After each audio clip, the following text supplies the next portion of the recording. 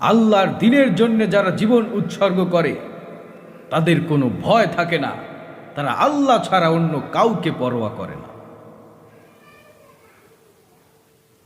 আল্লাহ রাব্বুল আলামিন শিখাচ্ছেন, উল ইন্না সলাতি ওয়া নুসুকি ওয়া মাহইয়ায়া ওয়া মামাতি লিল্লাহি রাব্বিল আলামিন।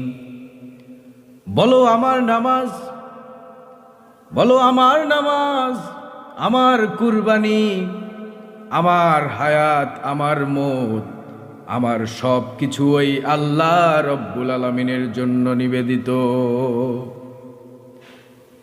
আমার বেঁচে থাকা, আমার মরে যাওয়া, আমার সব কিছু ওই আল্লাহর জন্য নিবেদিত।